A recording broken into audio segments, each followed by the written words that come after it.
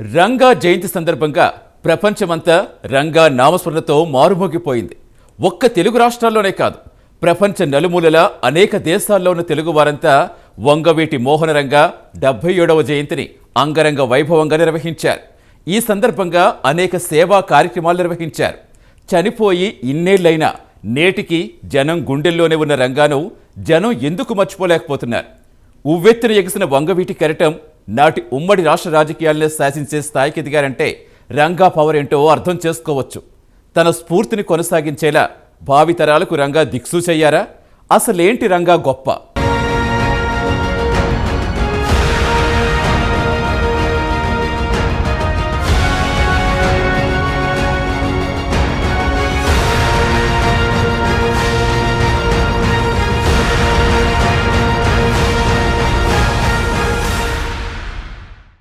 ఎవరి పేరు చెప్తే దోపిడీదారుల గుండెలు బెదిరిపోతాయో, ఎవరి పేరు చెబితే శత్రువుల వెన్నులో వణుకు పుడుతుందో, ఎవరి రూపం తలుచుకుంటే బడుగు బలహీన వర్గాల ప్రజల కళ్ళు చెమర్చుతాయో ఆయనే దివంగత నేత వంగవీటి మోహన రంగా. చనిపోయి 3.5 దశాబ్దాలు గడిచిపోయినా ఇప్పటికీ తెలుగు రాష్ట్రాల్లో ప్రతిధ్వనించే పేరు. సామాన్య కుటుంబంలో జన్మించి అతి తక్కువ కాలంలోనే రాష్ట్ర రాజకీయాలను శాసించే స్థాయికి ఎదిగిన నేత రంగా. నాటి ఉమ్మడి ఆంధ్రప్రదేశ్లో ఏ రాజకీయ నాయకుడికి గానీ, ఏ సినిమా హీరోకు గానీ లేని క్రేజ్ సంపాదించుకున్నాడు రంగా. ఎమ్మెల్యేగా పనిచేసిన అతి తక్కువ కాలంలోనే తెలుగువారి గుండెల్లో చిరస్థాయిగా నిలిచిపోయారు. ఒక్క ముక్కలో చెప్పాలంటే ఆనాడు ఎన్టీ రామారావు మించిన ప్రజాదరణ సంపాదించుకున్న నేతగా, దేశ రాజకీయాలను సైతం తనవైపు చూసుకునేలా చేసుకున్న నాయకుడు రంగా. బీబీసీ రేడియోలో వచ్చిన మొట్టమొదటి తెలుగు వార్త వంగవీటి మోహన రంగా హత్య వార్తే. బీబీసీలో 7 నిమిషాల పాటు ప్రసారమైన రంగా హత్య వార్త విని ప్రపంచమంతా విస్తుపోయింది. రంగా హత్య అనంతరం అప్పటి ఉమ్మడి ఏపీ అలర్లతో అట్టుడికిపోయింది. దాంతో అంతర్జాతీయ వార్తా సంస్థలు ఆ న్యూస్ కవర్ చేశాయి. ఓ వ్యక్తిని చంపేస్తే ఓ రాష్ట్ర ప్రజలంతా ఇంతగా తిరుగుబాటు చేస్తారా? ఆ వ్యక్తి ఎంత మహానాయకుడయ్యుంటాడు అని ప్రపంచం మొత్తం రంగా గురించి మాట్లాడుకుంది. బీబీసీలో రంగా హత్య వార్త విన్న అప్పటి అమెరికా అధ్యక్షుడు రొనాల్డ్ రీగన్ నాటి భారత ప్రధాని రాజీవ్ గాంధీకి ఫోన్ చేసి అడిగి తెలుసుకున్నారంటేనే పరిస్థితి అర్థం చేసుకోవచ్చు. అసలు ఎవరి రంగా? ఉమ్మడి ఆంధ్రప్రదేశ్లో అంత ప్రజాదరణ ఎలా సంపాదించగలిగాడు? ఆ వివరాలన్నీ ఇప్పుడు తెలుసుకుందాం.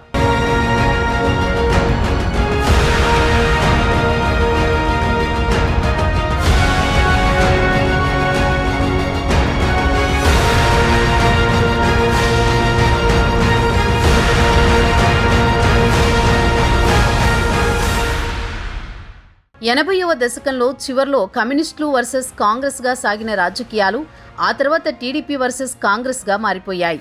దీంతో అప్పట్లో కమ్యూనిస్టుల మద్దతుతో ముఠా రాజకీయాలు నడిపిన చలసాని వెంకట్రత్నం వంటి వారిని గట్టిగా ఎదుర్కొన్న కార్మిక నేతగా వంగవీటి రంగా సోదరుడు రాధా బెజవాడ రాజకీయ చదరంగంలో హీరోగా మారిపోయారు. ఆ తరువాతి కాలంలో రాజకీయాల్లోకి వచ్చిన వంగవీటి రంగా అంచెలంచెలుగా ఎదిగి అప్పటి ఉమ్మడి ఆంధ్రప్రదేశ్లోని అన్ని జిల్లాల్లో తన అనుచర గణాన్ని నెలకొల్పడంలో సక్సెస్ అయ్యారు. ఎమ్మెల్యేగా పనిచేసిన 3.5 ఏళ్ల అతి తక్కువ కాలంలోనే రాష్ట్ర వ్యాప్త ఫాలోయింగ్ సంపాదించుకున్నారు. ఓ దశలో టీడీపీకి కంట్లో నలుసుగా మారిపోయిన పరిస్థితుల్లో జరిగిన రంగా హత్య బెజవాడలోనే కాదు, మొత్తం ఏపీలోనే ఓ సంచలనం. ఆ రోజుల్లో వంగవీటి మోహన రంగా అంటే సినిమా యాక్టర్లకు కూడా రాని జనం ఆయన్ను చూసేందుకు వచ్చారంటే అతిశయోక్తి కాదు.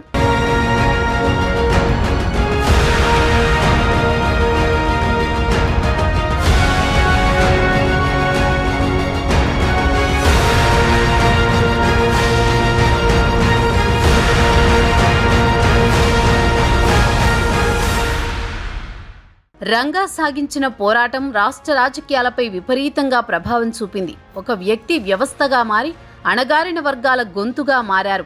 వ్యవస్థలో చైతన్యం తీసుకొచ్చి తిరుగుబాటు చేశారు. బడుగు బలహీన వర్గాల ఆశా జ్యోతి అయ్యారు. వంగవీటి రంగా అనే పేరులోనే ఒక వైబ్రేషన్ ఉంది.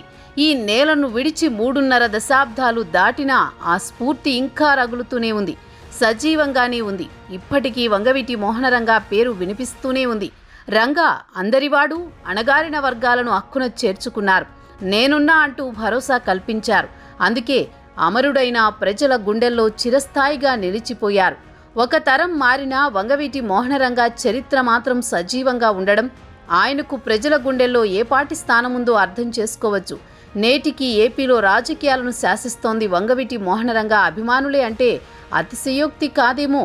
ఎన్నికల గెలుపు కోసం రాజకీయ పార్టీలన్నీ రంగా పేరును జపిస్తున్నాయంటే ఆయన పవర్ ఏంటో అర్థం చేసుకోవచ్చు.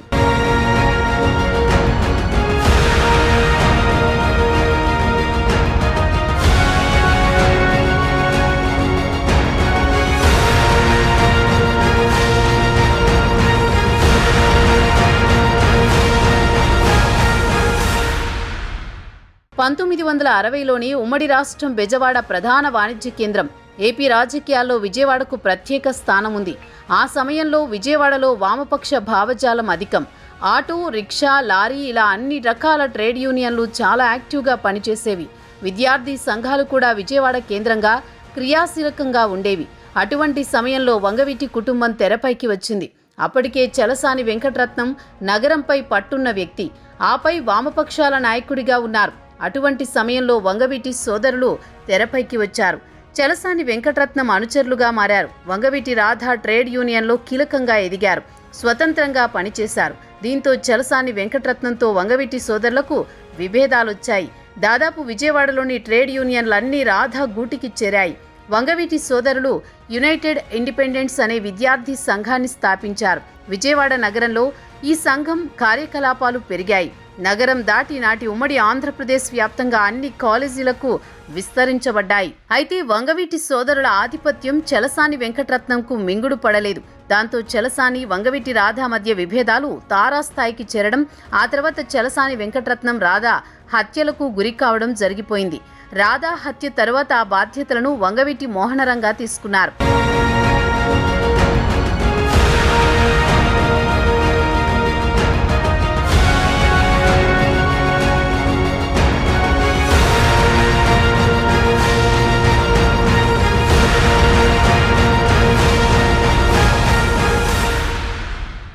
దేవినేని గాంధీ, నెహ్రూ సోదరులు వంగవీటి కుటుంబంలో కలిసి నడిచేవారు.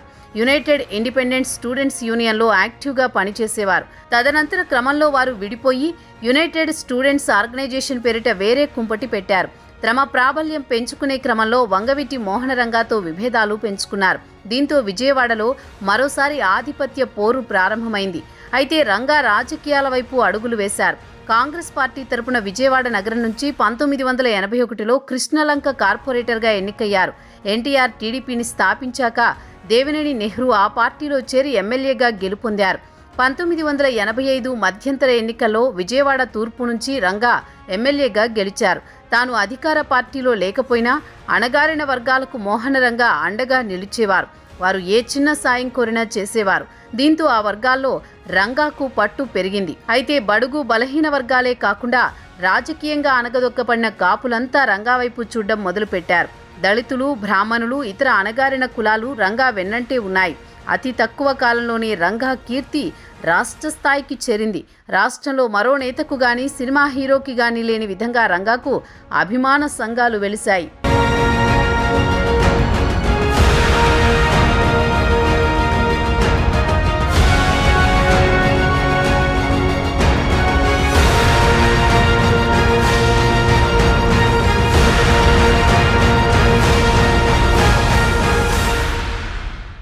వంగవీటి మోహనరంగ పేరు వింటే కాపు, బలుగు, బలహీన వర్గాలు, బహుజనులు, పేదలు రెండు చేతులు జోడించి ఆరాధనాభావంతో వందనాలు చేస్తూ జోహార్లు అర్పిస్తారు. మడమ తిప్పని పౌరుషంతో ఆత్మగౌరవ పోరాటాన్ని సాగిస్తూ పేద ప్రజలకు బాసటగా నిలిచి వారి రక్షణ కోసం జీవితాన్ని అర్పించిన కారణజన్ముడు రంగా. రంగా అంటే ఓ ప్రభంజనం, ఓ ఉత్తేజం, ఓ ఉత్సాహం. నిజం చెప్పాలంటే ఆయన శాసనసభ్యుడిగా ఉన్నది కేవలం 3.5 సంవత్సరాలే. అయితే ఓ ముఖ్యమంత్రికి వచ్చినంత గుర్తింపును మించి ఆయన పొందారు. సాధారణంగా ముఖ్యమంత్రులు చనిపోయినా గుర్తుపెట్టుకోవడం అరుదు. కానీ చనిపోయిన 35 ఏళ్లు దాటినా రంగాను తెలుగు ప్రజలు దేవుడిలా ఆరాధిస్తున్నారు. గ్రామ గ్రామాన ఆయనకు విగ్రహాలు పెడుతున్నారు. సీఎం కాకుండా, పీఎం కాకుండా చనిపోయి 30 ఏళ్లు దాటిన ఇంకా రంగా విగ్రహాలు గ్రామ గ్రామాన పెడుతూ ఆయన జయంతి, వర్ధంతి కార్యక్రమాలను ప్రపంచవ్యాప్తంగా జరుపుతున్నారంటే అర్థం చేసుకోవచ్చు వంగవీటి మోహనరంగ కారణ జన్ముడు అని. రంగా జీవించి ఉన్నప్పుడు పుట్టను కూడా పుట్టని ప్రసన్న కిషోర్ రంగా లాంటి నేటి యువత ఆయన్ను దేవుడిలా పూజిస్తున్నారు. వారి పిల్లలకు రంగా పేరు పెట్టుకుంటున్నారు. వంగవీటి మోహనరంగ పేరును పచ్చబొట్లు వేయించుకుంటున్నారు. ఇంకా రంగా మాల కూడా వేసుకుంటున్నారంటే రంగా ప్రభావం తెలుగు నేలపై ఏ స్థాయిలో ఉందో అర్థం చేసుకోవచ్చు.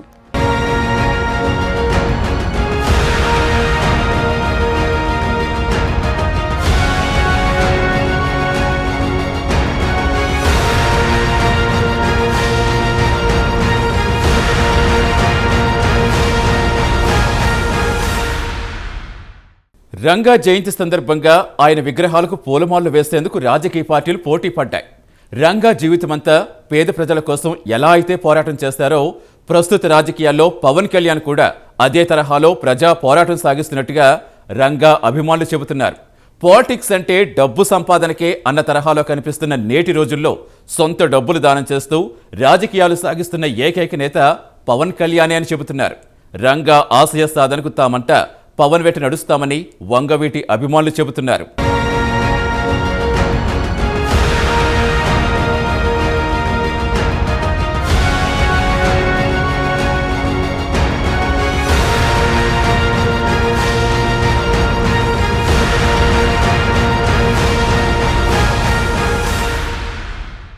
రంగా హయాంలో ప్రతిరోజు ఒక పోరాటం, ప్రజా సమస్యలపై ఒక ఉద్యమం ఉండేది.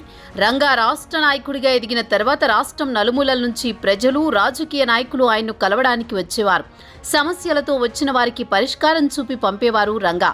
రంగా ప్రాబల్యంతో పాటు యుఐ కూడా రాష్ట్రంలో పలు ప్రాంతాల్లో విస్తరించింది. ఎమ్మెల్యే అయ్యాక రంగా హవా కోస్తా దాటి తెలంగాణ, రాయలసీమలకు కూడా పాకింది. ఖమ్మంలో జరిగిన సభ అంతకుముందు అక్కడ జరిగిన అన్ని పార్టీల సభల కన్నా ఎక్కువ విజయవంతమైంది. రంగా మీద ప్రభుత్వం పోలీసుల ద్వారా అనేక కేసులు పెట్టింది.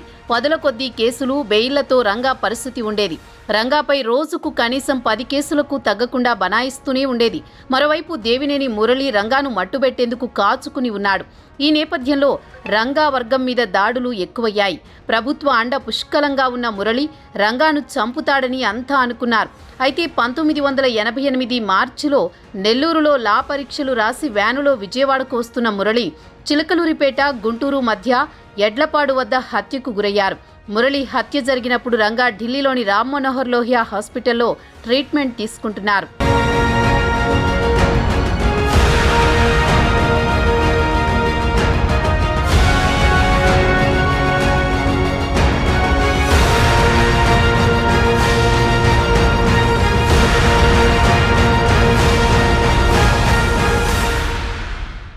ప్రజా సమస్యలపై అలుపెరగని పోరాటం చేస్తున్న రంగాకు అనతి కాలంలోనే రాష్ట్ర వ్యాప్త గుర్తింపు వచ్చింది. ఆయన బహిరంగ సభలకు జనం పోటెత్తేవారు. రంగా హత్యకు 6 నెలల ముందు విజయవాడలో జరిగిన సర్వకుల సంక్షేమ కాపునాడు రాష్ట్ర చరిత్రలోని అసంఖ్యాక ప్రజానీకం హాజరైన అతిపెద్ద మీటింగ్గా నిలిచిపోయింది. ఒక గొప్ప విషయం ఏమిటంటే కాపు, తెలగ, బలిజ, ఒంటరి కులాల సమ్మేళనమైన కాపునాడు సభ ఏర్పాట్లలో కేవలం ఆ కులాల వాళ్లే కాకుండా మరిన్ని ఇతర కులాల వాళ్లు కూడా ఉత్సాహంగా పాల్గొన్నారు. ఆ రోజుల్లో రవాణా సదుపాయం సరిగా లేదు, సెల్ ఫోన్లు లేవు. రాష్ట్రమంతటా తుఫాను. అంతటి క్లిష్ట పరిస్థితుల్లో సైతం జైల్లో ఉండి పిలుపునిచ్చిన రంగా కాపునాడుకు 20 లక్షల పైచిలుకు జనమొచ్చారంటే ఆయన జనాన్ని ఎంతగా ప్రభావితం చేశారన్నది అర్థం చేసుకోవచ్చు. అప్పటి ఆంధ్ర రాష్ట్ర చరిత్రలో అంత పెద్ద సభ జరగడం అదే మొదటిసారి. ఇప్పటికీ అదే ఆఖరిసారి కూడా. నిజానికి రాష్ట్ర చరిత్రలో అయినా, ఒక ఉద్యమ చరిత్రలో అయినా ఒక కుల సమావేశానికి ఇతర కులాల మద్దతు లభించడం అదే మొదటిసారేమో. అప్పటి ముఖ్యమంత్రి ఎన్టీఆర్కు మించిన ప్రజాబలాన్ని పొందిన రంగాను 1989 ఎన్నికలకు కాంగ్రెస్ తమ ముఖ్యమంత్రి అభ్యర్థిగా ఖరారు చేయనుందన్న ఊహాగానాలు వినిపిస్తున్న నేపథ్యం. ఆ తరుణంలో పేదల ఇళ్ల పట్టాల కోసం ఆమరణ నిరాహార దీక్ష చేస్తున్న రంగా హత్యకు గురయ్యారు. దాంతో ఓ గొప్ప ప్రజానాయకుణ్ణి తెలుగు ప్రజలు కోల్పోయినట్లయింది.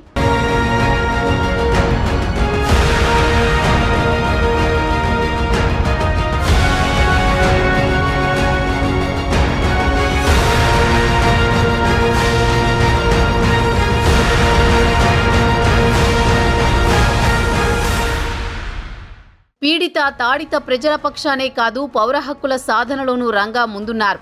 1985లో ఎన్కౌంటర్ పత్రిక అధినేత సంపాదకుడు పింగళి దశరథరామ్ను హత్య చేసినప్పుడు రంగా పోరాడారు. 1986లో నేవీ ఆఫీసర్ మురళీధర్ను విచారణ పేరుతో పోలీస్ స్టేషన్కు పిలిచిన అనంతరం ఆయన అనుమానాస్పద మృతికి వ్యతిరేకంగా రంగా పోరాడారు. ముదిగొండ పద్మ అనే మహిళకు పోలీసులు శిరోముండనం చేస్తే పోలీస్ స్టేషన్స్ను రంగా ముట్టడించారు. ఇక ఎన్టీఆర్ పై జరిగిన ఉత్తుత్త దాడిలో పాత్రధారి అయిన మల్లెల బాబ్జీ ఆత్మహత్య కేసును ప్రభుత్వం నీరుగార్చుతుంటే రంగా దానికి వ్యతిరేకంగా అసెంబ్లీలో తన గళం విప్పి శ్రీరాములు కమిటీని వేసేలా చేశారు. ఈ విషయాన్ని పలుమార్లు నాదెండ్ల భాస్కర్రావు చెప్పారు. ఇలా అన్ని సందర్భాలలో రంగా అన్ని కులాల వారికి న్యాయం చేయడానికే ప్రయత్నించారు. అలాని కాపులకు అండగా నిలిచి వారిలో ధైర్యాన్ని నింపారు. అలాంటి గొప్ప ప్రజానాయకుడు రంగా తరహాలోనే పవన్ ప్రజా జీవితం కొనసాగుతోందని రంగా అభిమానులు చెబుతున్నారు.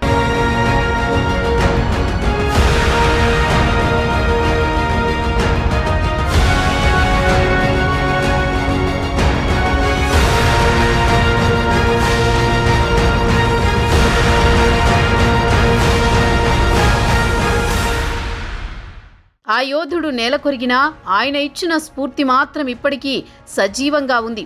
అణగారిన వర్గాలకు రాజ్యాధికారం దక్కాలని రంగా పరితపించారు. బలహీన వర్గాల రాజ్యాధికారం కోసం పోరాడుతున్న తరుణంలో రంగా అసువులు బాశారు. ఆయన ఇచ్చిన స్ఫూర్తి మాత్రం ఇప్పటికీ సజీవంగా ఉంది. ఆనాడు ఉవ్వెత్తున ఎగిసిపడ్డ వంగవీటి కెరటమే నేటి పవన్ కళ్యాణ్ అని చాలా మంది రంగా అభిమానులు చర్చించుకుంటూ ఉంటారు. రంగా రగిలించిన స్ఫూర్తి పవన్లో కనిపిస్తోందని అంటుంటారు. అయితే పవన్ కళ్యాణ్ కూడా పలుమార్లు రంగా గొప్పతనాన్ని కీర్తించారు. నాకు వంగవీటి రంగా గారంటే గౌరవం ఉంది. ఆయన చిన్నప్పుడు నేను చూశాను.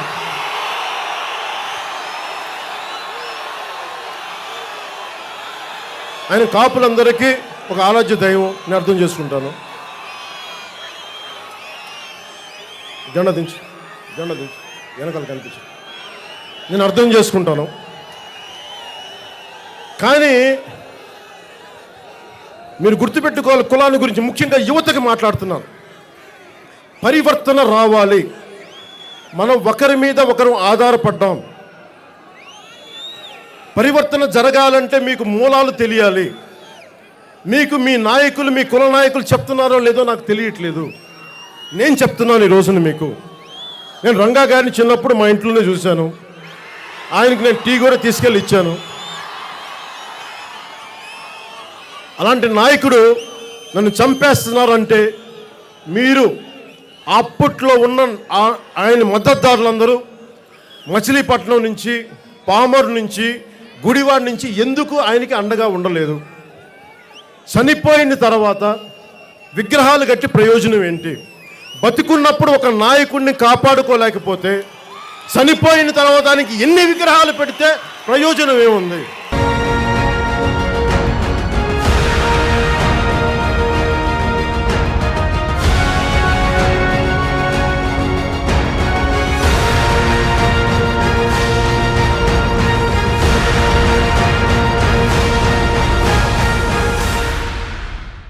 పవన్ కళ్యాణ్, వంగవీటి మోహనరంగ ఈ ఇద్దరి మధ్య అనేక సారూప్యతలు కనిపిస్తాయి. ఇద్దరూ కూడా అన్యాయాన్ని సహించలేని నేతలుగా వారి అభిమానులు చెబుతూ ఉంటారు. ఆనాడు పేద ప్రజలకు జరుగుతున్న అన్యాయాలపై వంగవీటి మోహనరంగ అలుపెరగని పోరాటం చేసి తన ప్రాణాలను సైతం అర్పించారు. నేటి రాజకీయాల్లో పవన్ కళ్యాణ్ కూడా రంగా మాదిరిగానే పేద ప్రజల అభ్యున్నతి కోసం తన జీవితాన్ని అంకితం చేసిన పరిస్థితి. పవన్ తలుచుకుంటే వేల కోట్లు సంపాదించుకునే అవకాశం ఉన్నా ప్రజా సంక్షేమం కోసం తాను సంపాదించిన ఆస్తులు మొత్తం ప్రజాసేవ కోసమే ఖర్చు పెడుతున్నారు. నిస్వార్థంగా ప్రజా జీవితంలో ముందుకు అడుగులు వేస్తున్న పవన్ కళ్యాణ్ ఆనాటి వంగవీటి రంగాను గుర్తు చేస్తున్నారని రంగా అభిమానులు చెబుతున్నారు. దీంతో వంగవీటి మోహనరంగాను అభిమానించే వారంతా పవన్ కళ్యాణ్ వైపు టర్న్ అయినట్లు తెలుస్తోంది. అయితే 1989 ఎన్నికల్లో కాంగ్రెస్ గెలిస్తే వంగవీటి మోహనరంగాయే సీఎం అని, నాడు ఎన్టీఆర్ను ఎదిరించగల ఏకైక నాయకుడు రంగాయేనని కాంగ్రెస్ హైకమాండ్ గుర్తించింది. అయితే ఆలోపే రంగా హత్య జరిగిపోయింది. అయితే రంగా అధిరోహించలేని పీఠాన్ని భవిష్యత్తులో పవన్ కళ్యాణ్ ఖచ్చితంగా అధిరోహించి తీరుతారని వంగవీటి అభిమానులు ధీమాగా చెబుతున్నారు.